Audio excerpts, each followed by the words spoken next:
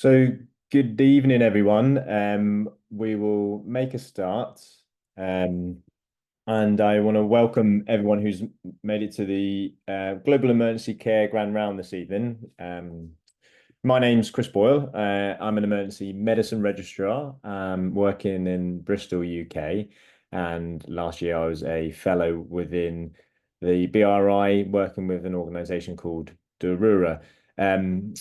Most of you maybe know Dharura as an organization already, but Dharura Global Emergency Care, I work in partnership with colleagues in Kenya, including many who are on this call tonight. And the ethos behind Dharura is that we want to support ethical, sustainable, equal and reciprocal global emergency care and community health partnerships, allowing health systems and their teams to gain mutual development through sharing knowledge, skills, and innovations. So Global Emergency Care Grand Rounds is one way of doing that.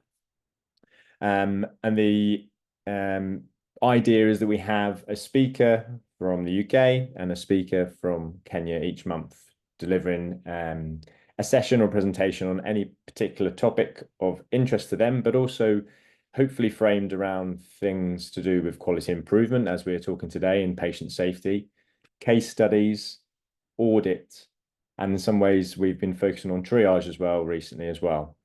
Before I move on, if you are interested in speaking in future sessions and you're in the WhatsApp group or you have our details, please get in contact with us. Or if you have any expression of interest in anything that we're doing or talking about today, please do get in touch. So a few house rules. If you can keep your mics off throughout the duration of this Global Emergency Care Grand Round, that'd be great. But if you pop your videos on, being online, doing educational things online nowadays, it's easy for us to not know who we're speaking to. So if we can, as presenters and speakers, if we can have videos on for the people who are listening in, that would be great as well, but keep those mics off. We will be posting, if you want to post questions in the chat, there's always an opportunity to do that. And after every presentation, we can answer those as well. So speakers generally get 15 to 20 minutes to talk about their topic, and then we'll have 5 to 10 minutes to have questions afterwards, whether that's from the chat or unmuting and putting your hand up in the online as well. Before we move on, can you put your name, your location, your role, and your email address in the chat? It's to know who's attending these grand rounds, but also as a means for us to give you certificates and hopefully CPD points to go with it as well. So if you could all just take a second and pop your name, location, role, and email into the chat, that'd be excellent. And I'll repeat that through the session as well, just so we can capture everyone. And as you may have noticed, we are recording this session. So if you are not happy with that, please message me privately on the chat or email or WhatsApp us as well. These will hopefully be put together and placed on our YouTube channel in due course.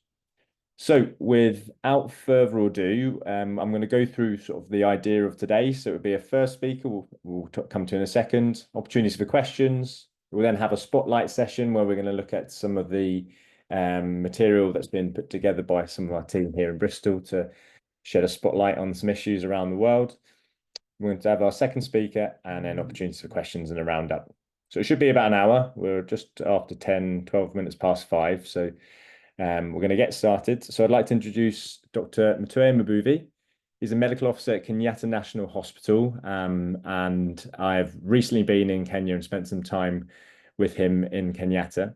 And he's recently taken up a role working within quality improvement and patient safety in the time that I was there. So it's very fresh, very new, but I was very intrigued and interested to hear about what he's been up to. And he's kindly speaking for us today at the Grand Round. So thank you very much. And the floor is yours.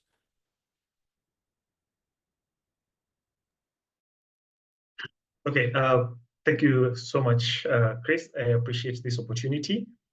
Like you've heard, my name is Dr. Mutua Mbuvi. I work at the Kenyatta National Hospital in Nairobi, Kenya. And for a good duration of my medical practice, I was actually based in the emergency department, where both in the main hospital at Kenyatta and a second one where we had an annex of our hospital, which was called Mama Margaret, and it was mostly a pediatric hospital. So I was based at the pediatric ED at that time. Now, on coming back to the main hospital, I was now given a new role in what you call in healthcare, the division of healthcare quality. And at that time is when we bumped into Chris while he was in Kenya for one of the trainings with Dharura, as we were training some of the KNH personnel. One of the other things that I do as well on the side is I am a trainer with the Emergency Medicine Kenya Foundation, a trainer for the emergency care course and for point of care ultrasound. Those are some of the things that I also do. But the reason we're having this talk today is to look at aspects of quality improvement and patient safety. This is one of the places that I found myself after I was moved to the healthcare quality department, and I will take you through what that entails, and then we'll narrow down to the unit that I actually am in, and then we'll look at the implications of that particular unit to the emergency department. So I can start. Let me just okay. So this is the overview. So the directorate that I joined in Kenyatta National Hospital is called the Directorate of Healthcare Quality. And it has 5 different units which are housed within the same directorate. So we have a unit for patient affairs. This is a unit that basically looks at how the patients are treated while they are in the hospital. They handle a lot of issues in regards to patient complaints and patients who maybe may have either complaints towards the hospital or towards the doctors in the facility or towards the healthcare professionals in the facility. This is the team that actually deals with this kind of issues. Then we have the patient safety unit, which is mostly about patient safety. Basically, anything from looking at patient falls, medical errors, and things like that. That is what they handle on a day-to-day basis. We also have the public health unit, which deals with everything public health, environmental, and sanitation within the hospital. And we have standards and processes that deals with now looking at how our standards and how our processes actually in the hospital and trying to keep them within WHO standards or within the Ministry of Health standards. And then we have the last unit, which is the infection prevention and control unit, which is where I am. That is the unit that I was finally put in, and we'll discuss more on this as we move on. So when you're looking at quality in healthcare, I believe there are 4 facets to this, where we're looking at things like effective care, where we're looking at providing the right care at the right time and to the right person, to the right client. Then you're looking at safe care, minimizing the risk of harm to patients during their healthcare journey. And then you're looking also at patient-centered care, respecting patient preferences and values while providing personalized care. This is one of the interesting aspects I came to learn in this new division, especially in terms of patient-centered care. Respecting patient preferences and values while providing personalized care. I know majority of us are mostly people who worked in the emergency department, and we know how the emergency department always runs on proper steroids at times. And it's really very difficult to sometimes have personalized care for a particular patient, especially when you're having a huge number of patients in the department and you have to see every single patient and make sure that every single patient is well taken care of. So sometimes we usually miss out on the aspect of patient-centered care. And the other one is looking at efficient care, where we optimize the resources that we have to provide the best cost-effective care that we can give to our patients. In most instances in Africa, most in sub-Saharan Africa, we're usually resource constrained. We may not have every single thing that we desire to have at every given time for every single patient. But looking at how do we optimize the minimal resources that we have to provide the best quality care that we can actually give to these patients. So those are the things that I've come to learn, especially in the healthcare quality department and division. And honestly, it has been quite an eye-opener. It's interesting when now you're on the other side of healthcare, when now you are the one who's looking at, okay, is this patient actually getting the right care that they deserve, and not looking just purely on, are they on antibiotics? Are they on these particular medications? Have we done this? Instead of looking at it in the point of management, but now looking at the patient as a holistic individual that encompasses everything, not just management by itself. So the other aspect of patient safety and quality improvement is that we look at four aspects of this.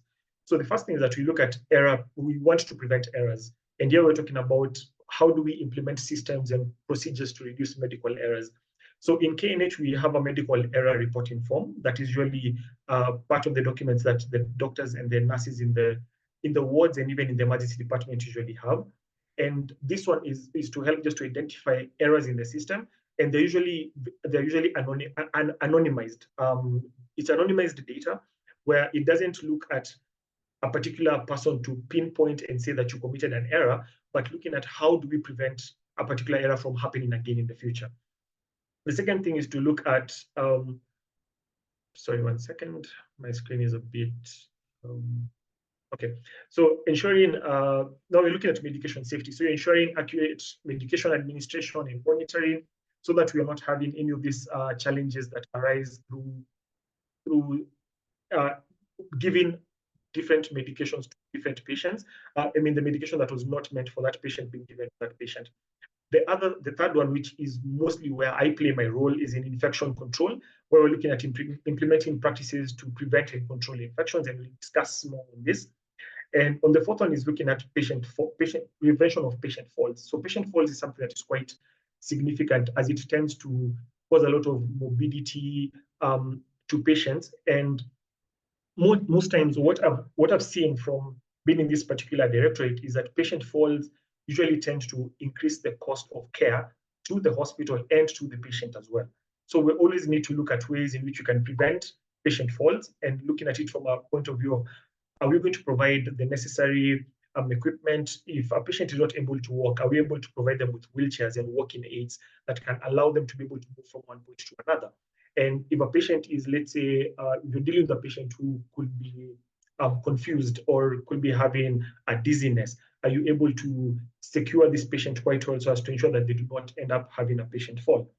And what are some of the things that we have seen is that if you do have a patient a patient fall occurs, it means that this patient now usually either can get an additional injury, which they did not show up with in the hospital in the first place. So this means it has a direct implication on both the hospital in terms of we will have to provide care for this patient, and number two, the cost implications of that particular care, because this is an injury that has occurred within our setting and not something that the patient came with from outside. And also looking at it in terms of we will have increased the stay of the patient in the hospital. So some of those are some of the things that we saw on patient falls. So if you'll allow me to dive into now the unit where I am actually based, which is the Infection Prevention and Control Unit. And in the Infection Prevention and Control Unit, most of the things that we look at, we're looking at the importance of IPC in quality improvement.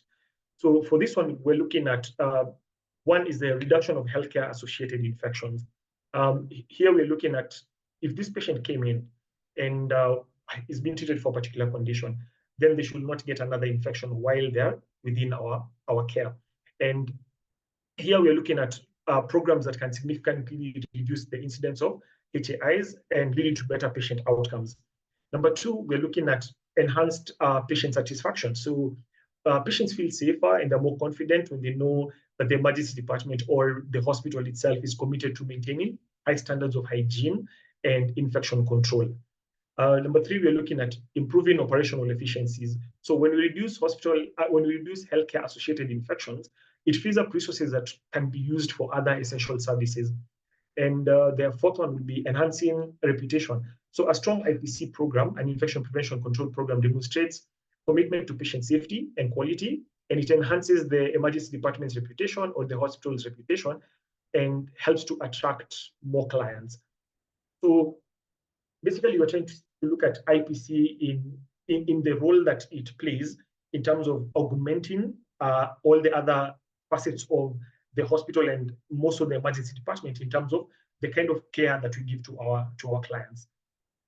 So the other roles that we have as the Infection Prevention and Control Unit at Kenyatta National Hospital is that we are part of the team that monitors healthcare associated infections. We monitor multi-drug resistant organisms. This is in collaboration with the Infectious Disease Unit and together with the laboratory services as well. And one of our key things that we work on is monitoring hand hygiene. But not only monitoring, but also sensitizing staff on hand hygiene and the importance of hand hygiene in infection prevention.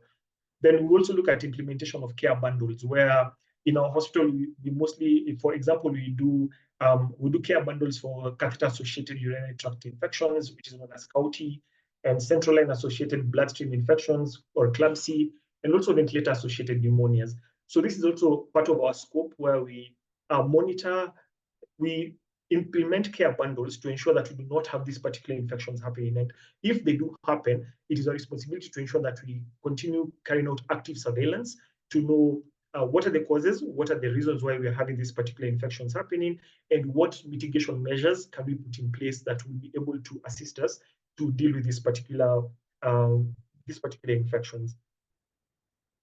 Now, like I said, a big chunk of my time was spent in the emergency department. So I just want to go a bit into the infection prevention and control in the emergency department.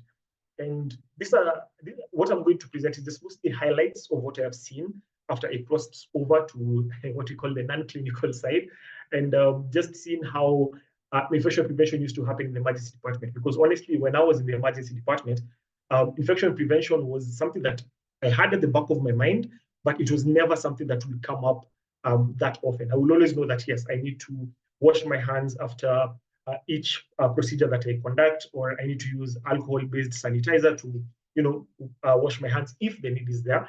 But most of the time, it never was front of mind, if I can say so, to the front of mind.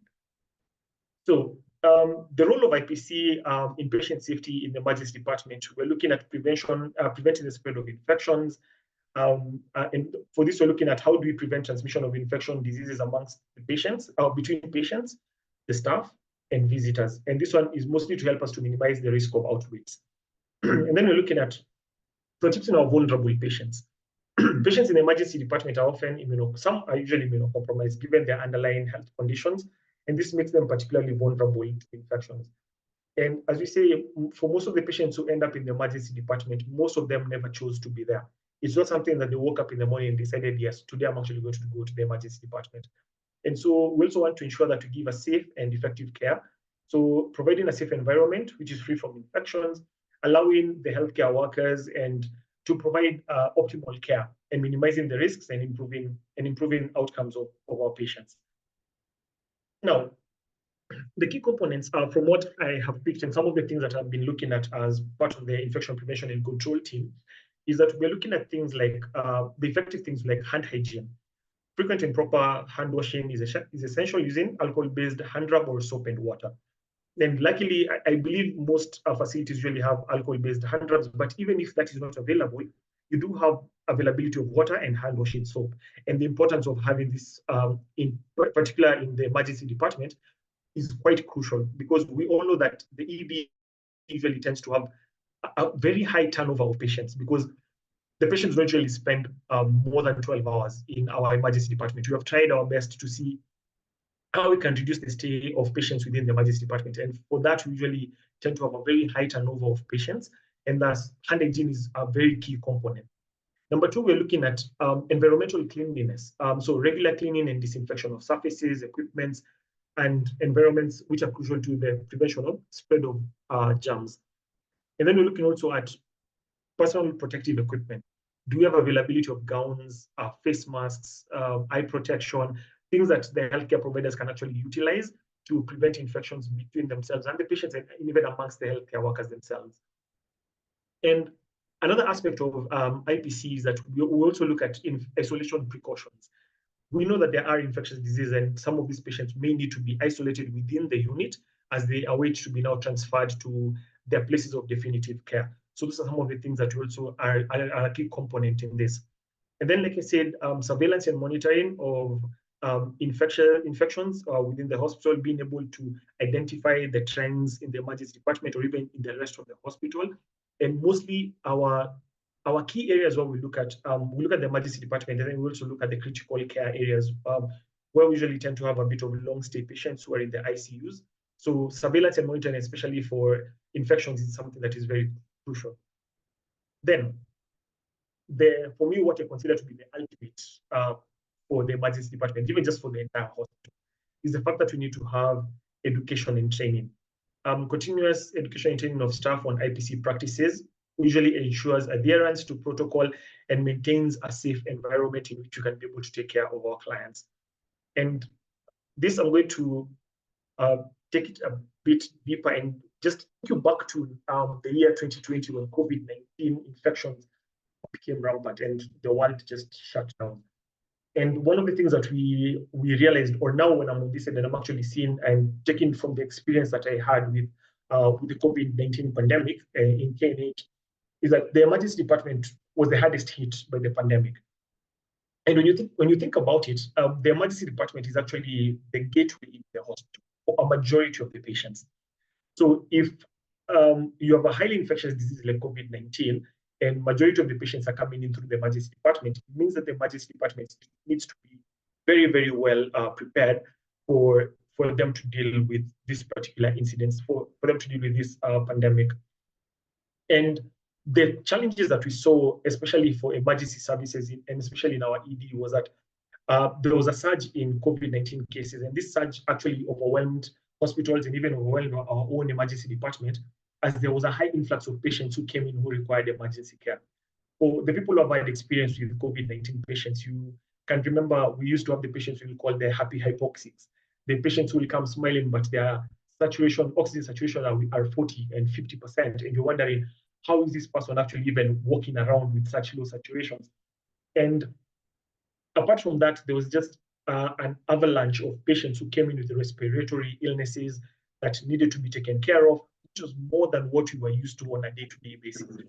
And then there was also the aspect of non-COVID-19 emergencies, focus on patients who, the COVID-19, as we were monitoring and taking care of our COVID-19 patients, other non-COVID-19 emergencies were actually put in the back burner. It was quite unfortunate that a lot of focus was put on COVID-19, and rightfully so, given that it was quite highly infectious and had quite, at some point, had quite a high morbidity and mortality rate. But what that meant was that some of the other non-COVID-19 emergencies were not taken care of in the way that we would expect them to be. And also there was the fear of hospitalization. Patients were decided, you know what, there's a lot of COVID going on around. I don't think I'm going to come in and to be seen at the facility. So let me just stay at home, and I'll figure this out. At the end of the day, we'll see how things will go. So those are some of the things that happened during COVID-19. And there was a lot of strain on hospital resources and the staff. There was limited capacity, bed capacity and staffing shortages. We had to do extended shifts. We also had to have a designated isolation unit, which now needed more personnel to go and work there. There was also the psychological stresses that happened, especially in the emergency department. If we can talk about the isolation units, but the isolation units were well designed and the staff there were well taken care of, as we knew that COVID-19 was quite, it was domiciled there. But looking at the side of the emergency department, where any patient who came in was potentially COVID-19 until proved otherwise, regardless of what other condition they came in. So there was a psychological stress to the staff who were working there to see how are we able to handle this particular pandemic. And now what this, specifically, if you look at the role of IPC and the challenges that were found during that time of COVID-19, is that we had a strain in maintaining adequate supply of PPEs.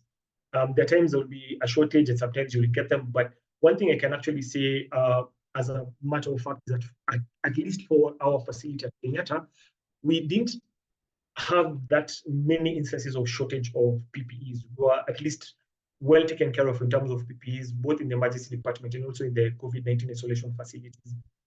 Then the other things that are infection control measures. Prior to COVID-19, there was not the only things that we used to look at in terms of infection control, especially in the African setup, and using KNH as an example in the A&D specifically, was when we got patients who had pulmonary tuberculosis. Because sometimes we knew they could easily infect any of our other patients. So we had an isolation room specifically for them. And we had PPEs that were made available for us to utilize for these particular patients. And this included your N95 mask, your overalls, and all these things. And then came COVID-19. And all of a sudden, we now had to look at new ways of how to protect the staff from getting COVID-19. We had to look at ways in which to avail the adequate PPEs that they required and things like that. Then staff training. Training the staff on proper PPE use, the aspect of donning and doffing when you're especially dealing with COVID-19 patients.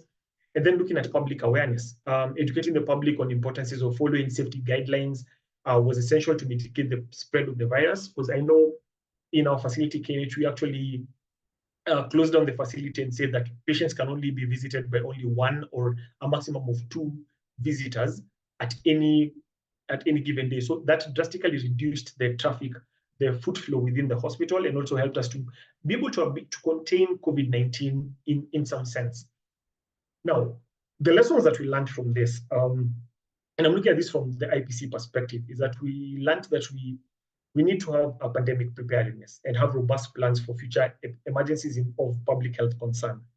And then look at standard IPC precautions where we need to reiterate them, and isolation, we needed to develop better isolation procedures and management. And then looking at collaborations. So collaborations between interdepartmental collaborations, like between the emergency department and the infection prevention and control unit and the infectious diseases unit. And this collaboration was mostly around looking at how do we generate isolation and treatment protocols for COVID-19, and or even not just COVID-19, but any other pandemic that may arise in the future. And then looking at continuous training of staff on IPC standards, and training of what we call IPC champions to aid the IPC coordinators in ensuring that key components of IPC are adhered to. Now, when I talk about IPC champions, basically what I'm saying is that we identify one or two staff in the various departments within the hospital, and they are designated as the infection prevention and control champions.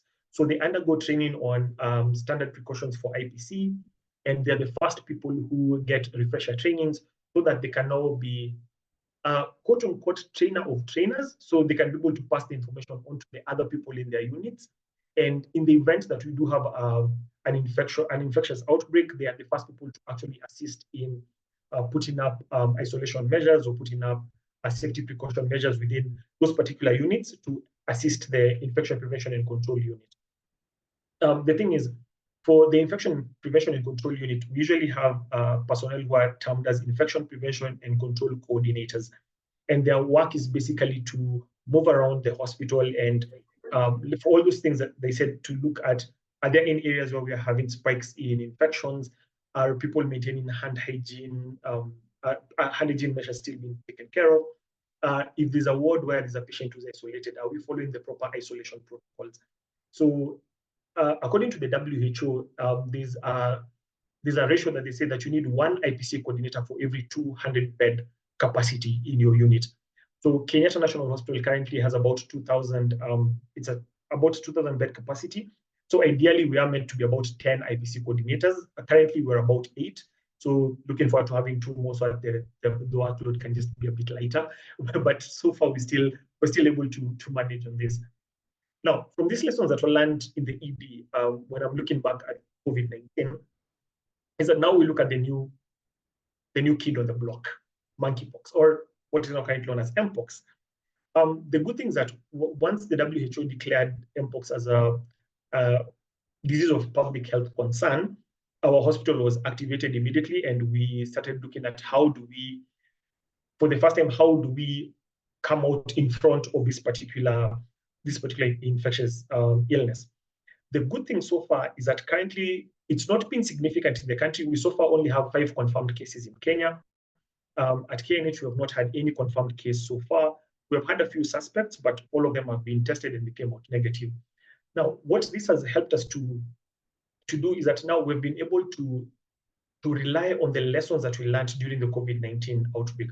We were able to go out faster to sensitize, especially the emergency department, our A&E, knowing that it's going to be the access point for many of the patients in the hospital, and also looking at the other access points in our hospital, which include the pediatric emergency unit, which houses the pediatric patients.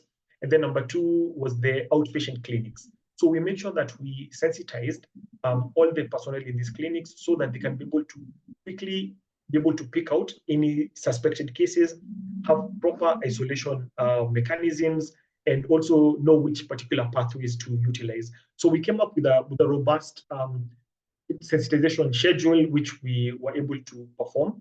And we were able now to look at what precautions are we using for this particular these particular patients as we move on.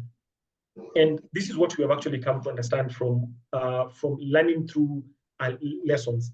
Okay, relying on the lessons that you learned previously, and we have been able to see a very big change in how we are addressing new infections or new pandemics, and actually looking forward to making it much better.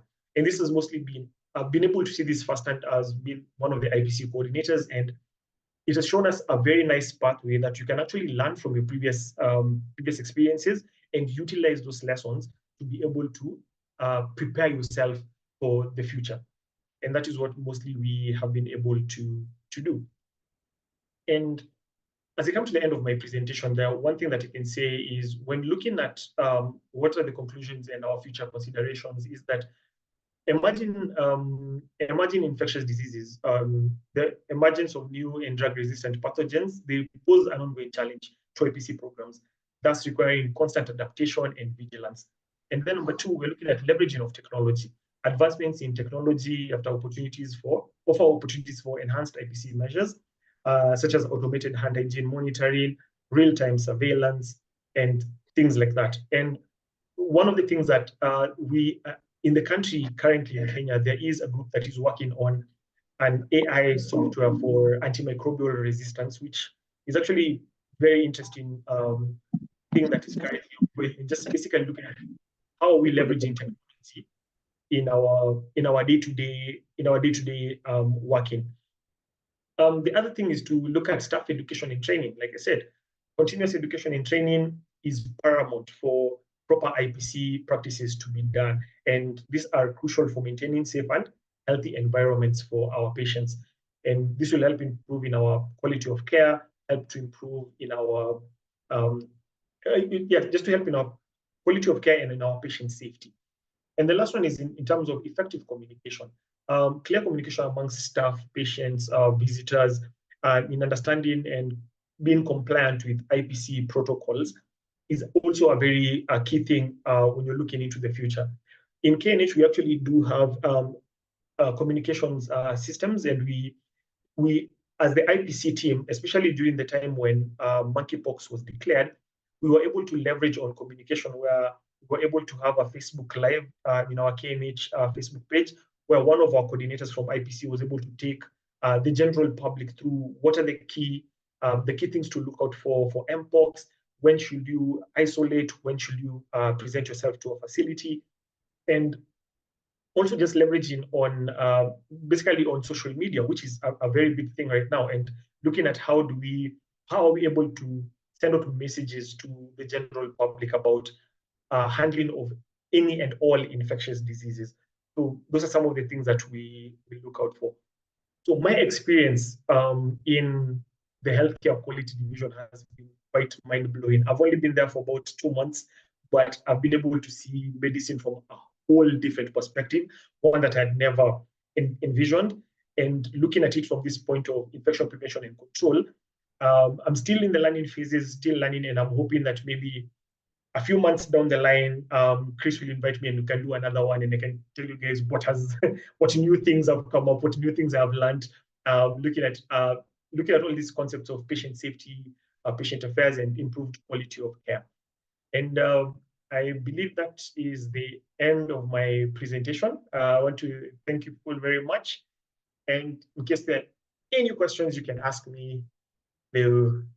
Yes. So thank you so much for giving me your time, and looking forward to any questions that may come up.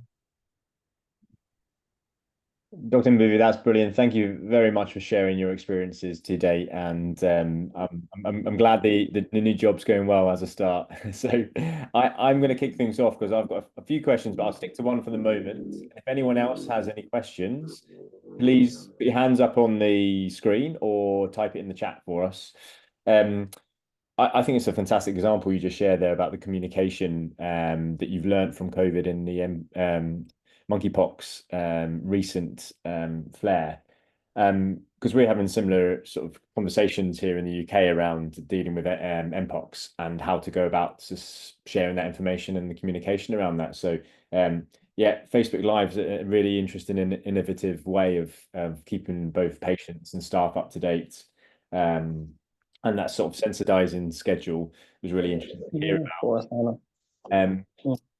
I was going to say, my question is that we were doing a bit of training today, and one of the sessions was looking at tabletop exercises to look at how these things would manifest in sort of a simulated session, and then learning from that simulated session of a sort of tabletop exercise if there was sort of an outbreak within the department or someone presented within the department, how that patient would move through the department and what lessons could be learned. And I was just wondering if that's something you'd considered, done, or talked about.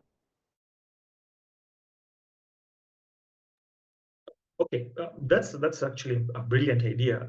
So far, we haven't yet gotten to the point of doing tabletop exercises.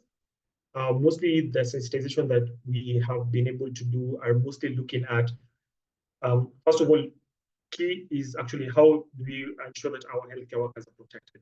And then after that, so we're looking at things of hand hygiene, proper use of personal protective equipment. And those ones are mostly done, like for PPEs, we actually do them demonstrations. So we actually take them through how do we do gloving, how do we don, how do we doff, all those things.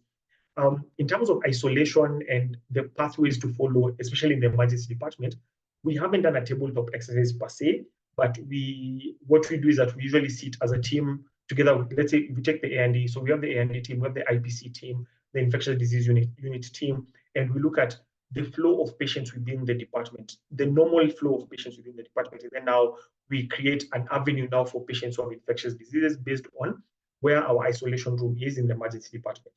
But actually, that is a very good suggestion. I can actually put that down on one of my notes that you can actually think about doing tabletop exercises and maybe doing a dry run to see how that will work. I think most of the tabletop exercises and dry runs we have done are mostly in relation to disaster management, which sometimes kind of covers into pandemics when you're looking at mass casualty incidences.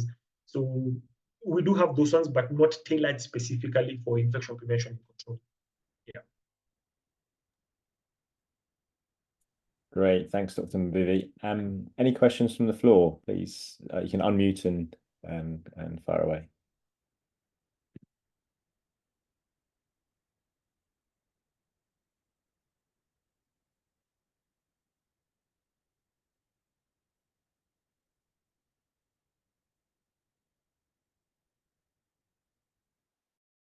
That's 10 seconds I've given everyone there. So if you have any questions, please share in the chat and we can come back to them at any point during this session. But also later on, I'm sure, Dr. Mbuvi, you're happy for people to have your details and contact you about anything that you've talked about today. Would that be fair to say? Yeah, sure. That's okay. I'll put my details on the chat so that anyone who wants to reach out can reach out. Yeah. Brilliant, thank you. So we'll move on to the next part of the talk today. So if you're happy to stop sharing there, Dr. Mbuvi, and I'll share on my screen. So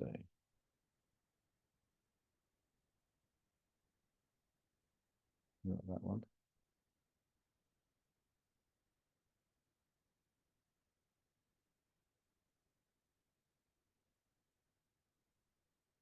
Right, can everyone see that okay?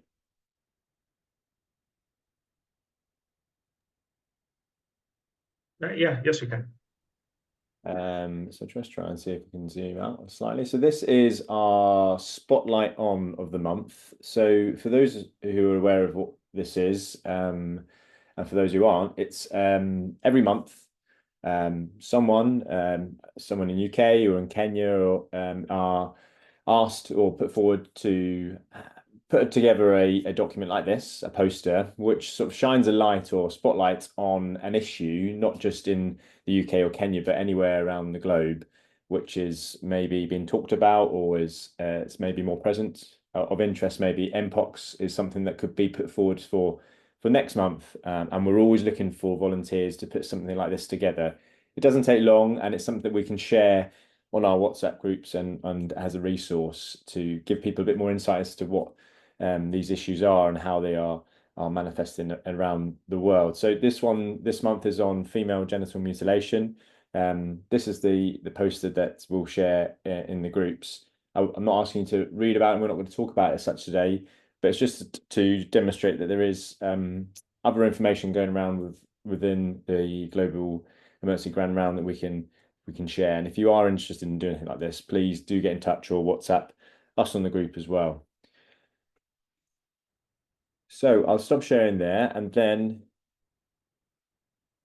the next speaker, it's actually me. So I'm going to take on the second talk today. So very hard to introduce yourself, but my name's Chris. I'm a emergency medicine registrar.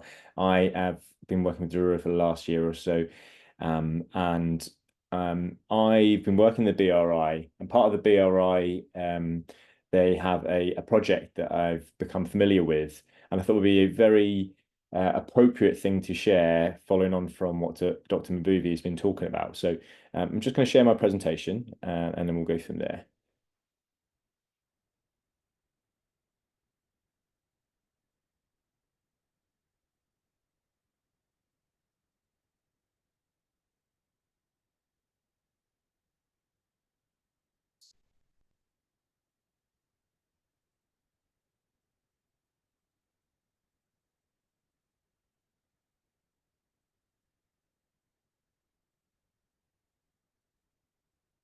Okay, can everyone see that okay?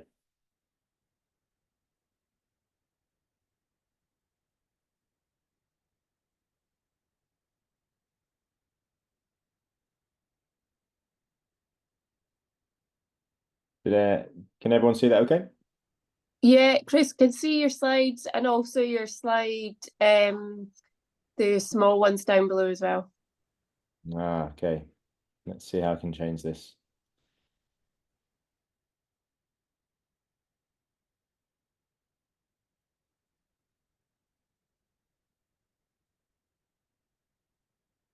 How about that? Is that better?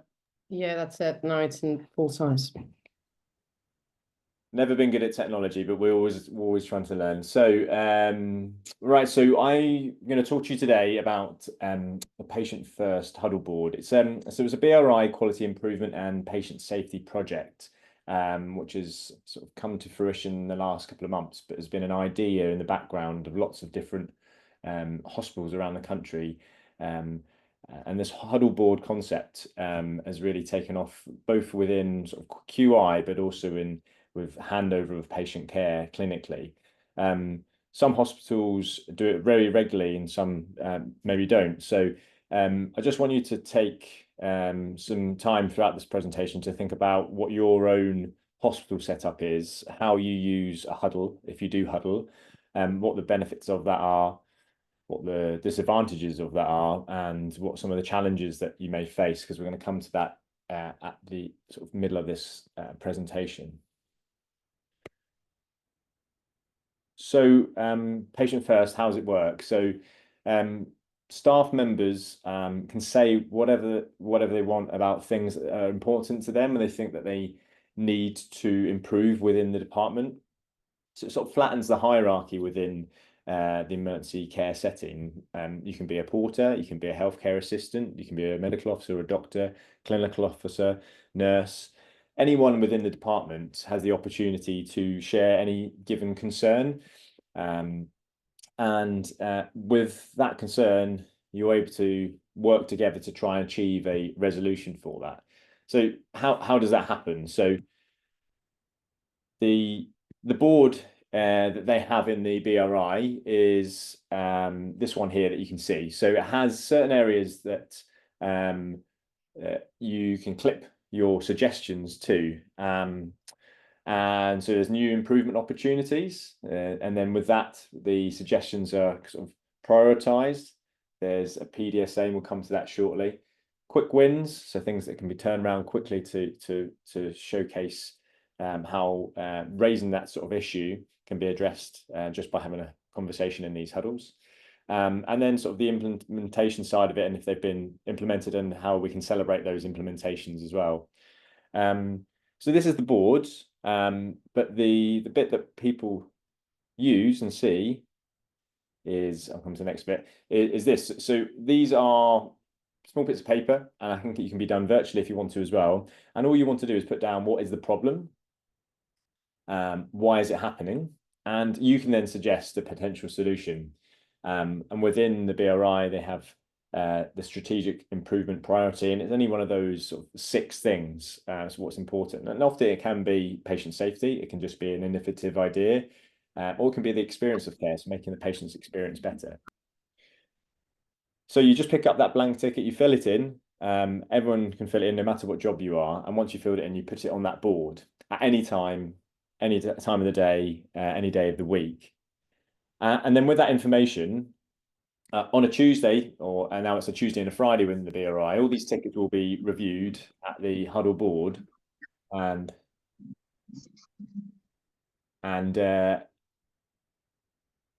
with that, everyone can attend who's on shift at that time. So you may not be on shift, but you may have suggested one of these tickets. But I've been assured, and I've been there, and that's not big an issue really. It's more of a opportunity for that ticket to be discussed with a mixed team of multidisciplinary members. There can be actually up to maybe 20 people. It can be 5 people, and each ticket will be reviewed, and a plan will be put in place.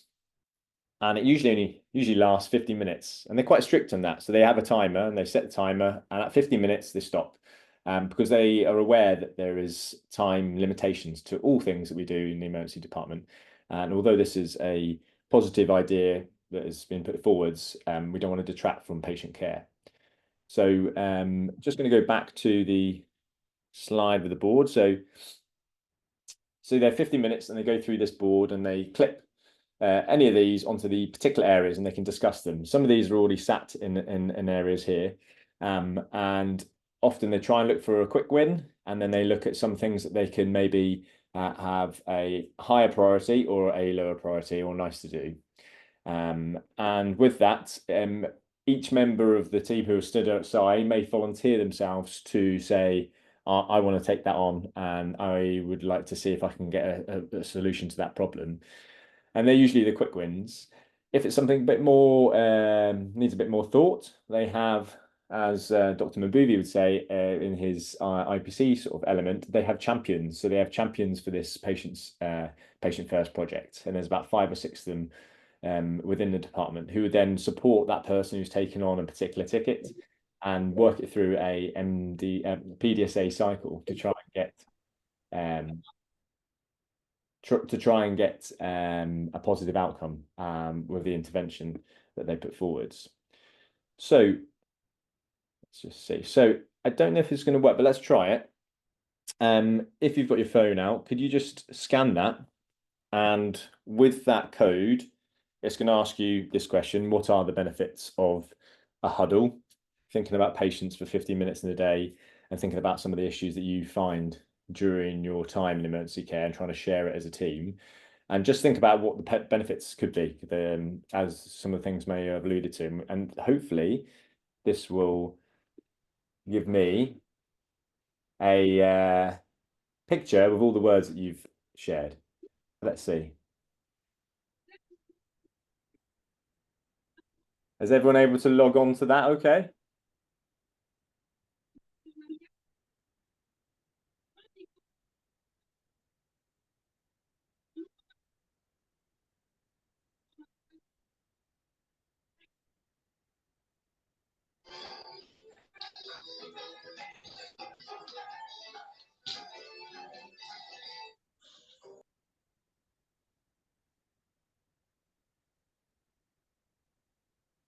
Have people managed to join the Mentimeter on the screen by using the QR code?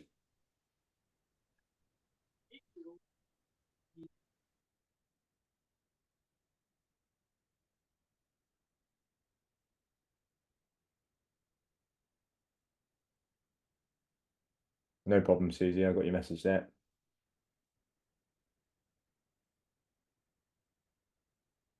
Good. So we've got a few things coming through.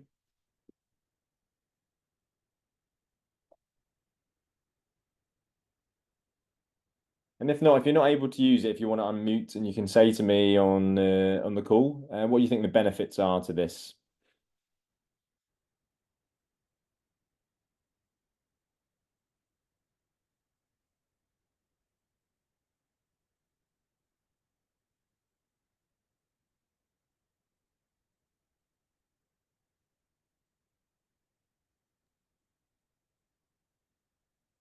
Right, I'll speak, Chris. Thank I you. think it's good to know that you're kind of being listened to, because I know, like, we work in busy emergency departments.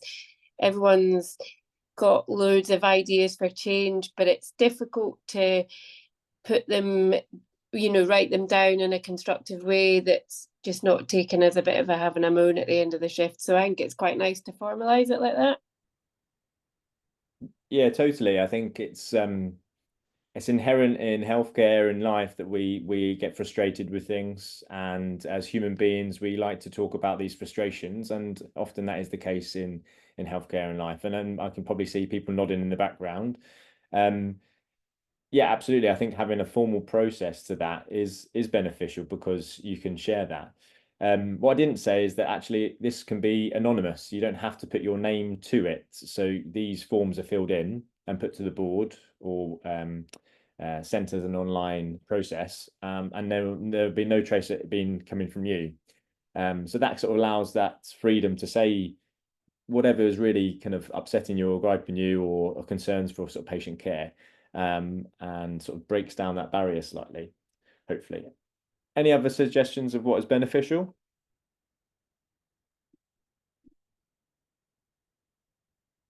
Feel free to use the chat. I don't mind people using the chat to share their points of view as well. Bring that up there.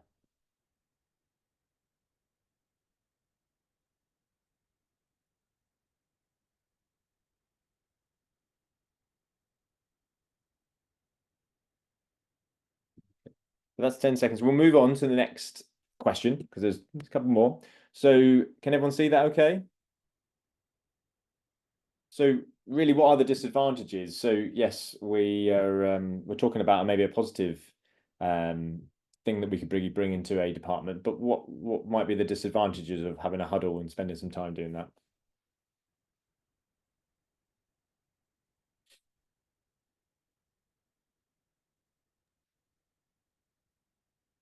Wow, it's me again. Somebody has then got to do something with it, otherwise it's kind of pointless, really. Yeah, totally. So it's all good sort of raising a concern, but if that's not being listened to or actioned, then what may that person maybe feel if that's the case after that? Yeah, you've got to make it. You've got to kind of do something with all the info you're gathering, because it's all very well just gathering the info, but yeah, you gotta kind of move on with it. So I think the idea in the BRI is that they have these champions, these patients first champions, which sort of take on some of that role of the burden of activity behind some of the scenes of some of these tickets. And also they have a regular time slots on a Tuesday and on a Friday for these things to be heard. And hopefully if they haven't been actioned on the Tuesday, they will be rediscussed on the Friday, and felt, can we do anything more with this? Is there anything we can change? So that's something to address, sort of that aspect of it. Is there any other disadvantages to it?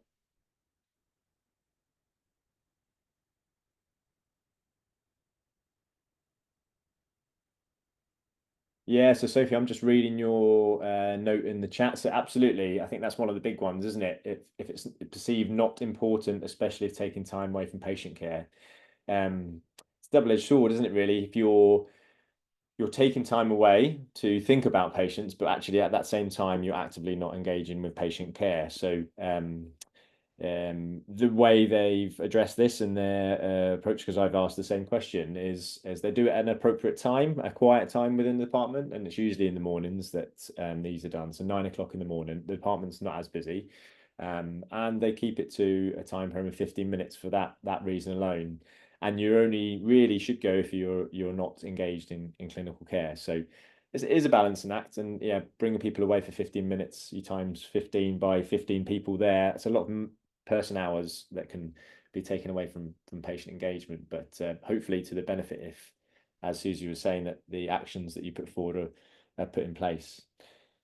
Great. So the next one is, and the final one you'll be pleased to know, is what are the barriers to implementation? Any thoughts? So the barriers to implementation of some of the tickets that you put forwards. And we can go through a few examples shortly.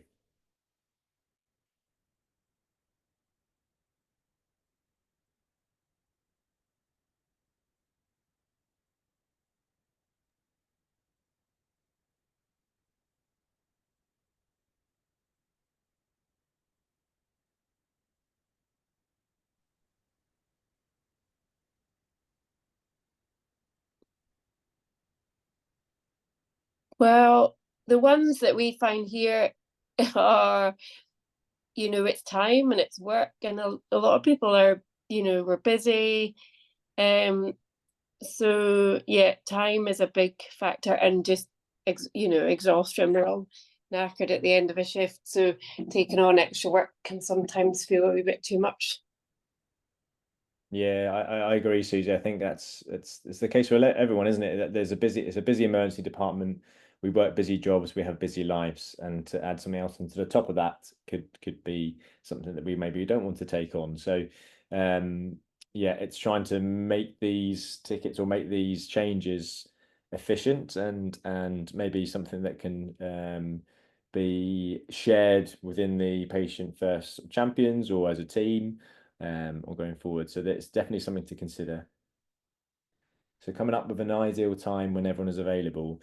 Yeah, it's more of the same really, isn't it? So trying to think actually who can make 9 o'clock in the morning. I know that I work shifts and I'm not always there at 9 in the morning. So I might have a ticket and never see it discussed as well. So the reason I ask these questions, it's more because I think it's from a personal point of view, I think it's a nice idea to consider having these huddles and thinking about patient first and thinking about how we can impact on patient care as a multidisciplinary team. But what are the consequences of that and what are the barriers to that? We should always consider those as well, and what the implications of what we do to try and make a positive outputs are on patients as well from a negative sense. So just food for thought. So there's a quick video I'll show you, and it's about why we huddle in essence, and it's coming from the health education. And I'm just hoping this works. The huddle is about a system where there's no hierarchy. Everyone's opinion is important. Looking at improving our multidisciplinary communication and the way we work as a team. Patients, carers and their parents benefit from the huddle by knowing that their child's care is looked at in an integrated fashion at least 3 or 4 times a day. We're able to liaise with one another and not tread on each other's toes. We know what's been done, who's done it, who's meant to be doing it, and just generally work better as a team. Nurses, doctors, physios, healthcare assistants. I'm seeing them suddenly say, this is changing the game. It just feels so much safer. It's unbelievable. If I could see some standardization in processes, some teamwork developing sustainable change and decrease mortality and morbidity, then I'll be happy. So that video is more looking at the huddle itself, and the huddle was used in this scenario was looking at the clinical handover of patients, and in particular in pediatrics, where in fact they huddle and they hand over numerous times a day, so 3 or 4 times a day. But that process of coming together as a team to discuss something is quite powerful, and it's been fairly well evidenced as well.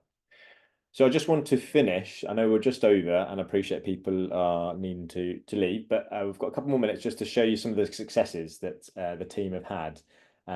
So a few suggestions were, and I'll try and break down some of the hospital acronyms here, but the lack of O2 cylinders. So that was a suggestion. So the porters should now be restocking daily and including a certain area within the department so it's not missed. And that was maybe a quick win. It was just highlighting an issue that maybe no one was aware of.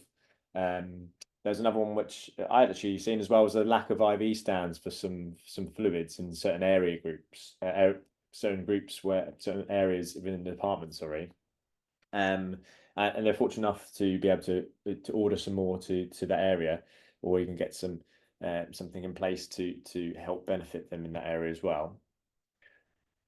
The sort of nursing team one. So nursing teams feel like they need senior support, that's band sevens, as team leaders, as it provide more senior support within the department or shift. So teams to be allocated and merged to create joint leads per team. So from this sort of conversation, they've developed sort of a junior group where they can share their concerns through a WhatsApp group as well. And that's come from the top one and the bottom one. And even simple things where they were worried about run out of stock in supply cupboards.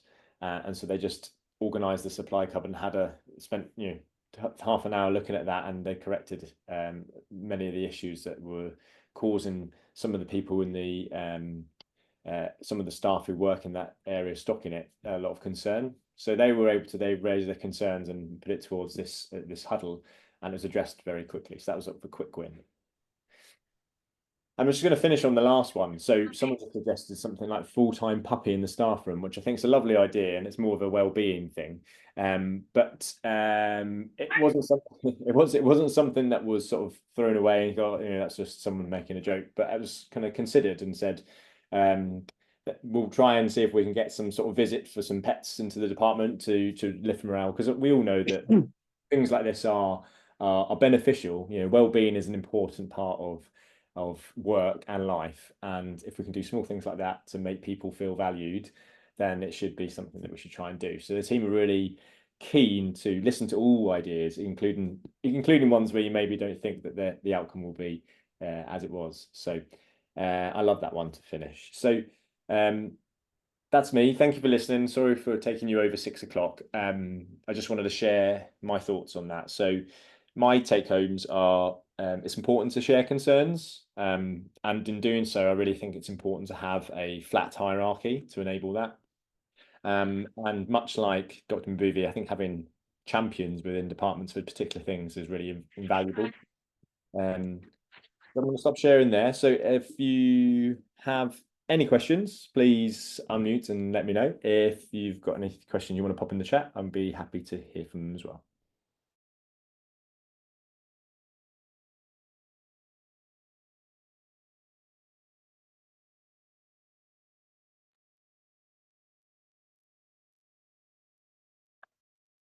I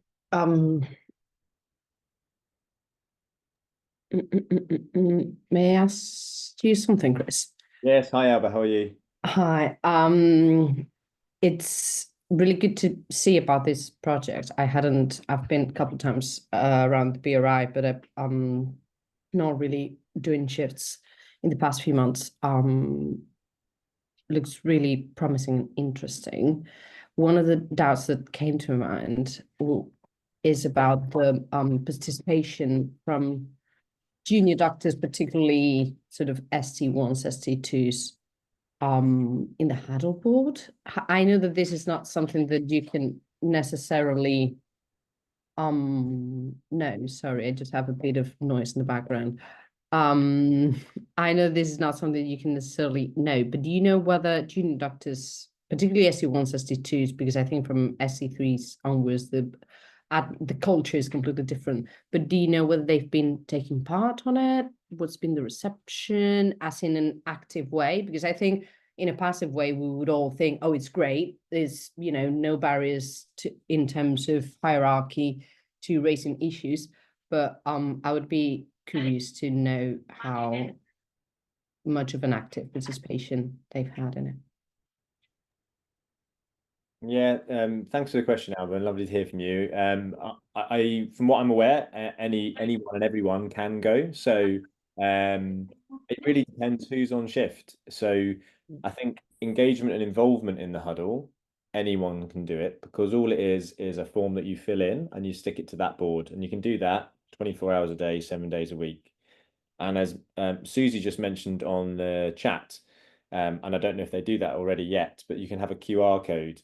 You have the same form, and you scan the QR code, you send it in, and it goes into the sort of virtual board. But if they do that, I'm sure the patient first champions would write that down on a sheet and put it onto the board themselves. So I think the barriers of actually writing down issues is less. And I think if you are there as a staff member and it's not busy, no matter what your professional background is, you shouldn't be able to go. And they do encourage it. They've asked numerous times for everyone to attend if they could. Is that okay?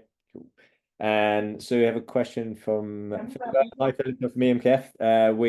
What are some of the major barriers to the huddle you've experienced at your facility, and how have you overcome them? So if Susie, if you even want to interject, because I feel that you've had some experience of this as well, but from our point of view, I think is freeing up people to go to it is, yes, we ask people to go, but if it's a particularly busy morning, the departments have been fairly okay recently because of the summer holidays, but imagine in the winter periods, will this have the same representation? So we talked about it at the very beginning, or in the talk of the challenges within that. If we can attend, we can. If not, I think patient care has got to come first if someone's unwell and sick. That would be probably the biggest challenge when things start getting busy. How can we incorporate this and keep it happening? But the caveat to that is, or the opposite to that is that it's only 15 minutes. And if you can spare 15 minutes to write your notes, you might be able to spare 15 minutes to have a talk about improving patient care for the long term. Any further questions on the chat or on the call?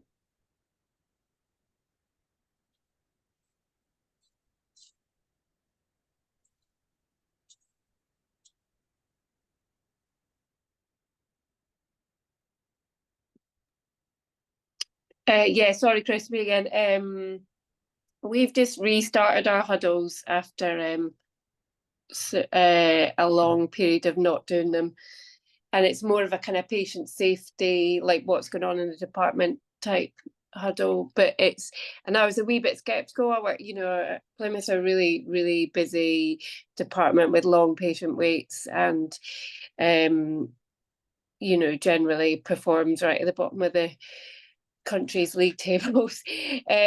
So I was, a wee bit skeptical about, coming out from the shop floor for that just 10 minutes we're doing it 10 o'clock, 12 o'clock, 2 o'clock. But actually, I've noticed a real benefit just over the last few weeks. It's been really positive getting all the team there. And I'm just thinking, from watching your presentation now, I'm thinking, maybe we need to get more people involved, like our physios and our OTs, get them involved in it. I like that idea, rather than just like making it the seniors, kind of decision makers. So yeah, lots of good ideas out there, and it's nice to see everything going on across the country and across out in Kenya as well. Good, nice to hear, we've got similar problems across the globe, and really value that first talk as well. I thought that was really interesting. So thanks, team, for all the talks today. I found them really interesting. Thank you very much, Susie. That's really nice to hear. And I can see Sally on the call there as well. Hi, Sally. I agree. I think it's really interesting to know that these sort of interventions can happen and do happen elsewhere, and they are subtly different. So even in that video, they were talking about clinical care. We were talking about sort of quality improvement, and in Susie's example, it was maybe just keeping track of things within the department as well. So it's maybe using it as a tool or a platform to discuss things. But I'm gonna round up. So thank you, Dr. Mbuvi, for your first talk today. That was excellent and really, really fruitful and insightful to what you are doing at the moment. And I've been really intrigued as to what you've been up to since I left in Kenyatta a couple of months ago. So thank you. So our next talk, it's the second Wednesday of the month. So that will be the second Wednesday in October. We are hoping to talk about neurology topics and disability. So we've got a couple of talks lined up for that, and we'll share the speakers who are joining us for that shortly. Please, if you haven't done already, place your name, role, location, and email address within the chat so we can send you some feedback, and we can get feedback from you and to get you a certificate as well. If you are not part of the WhatsApp group, you can use the chat to send me a direct message with your contact details, and I'll add you to the group. But thanks again to everyone who's joined. I hope that was beneficial, and we look forward to seeing you next month.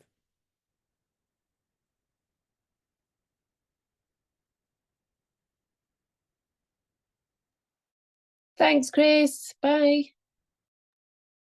Thank you, Chris. Bye.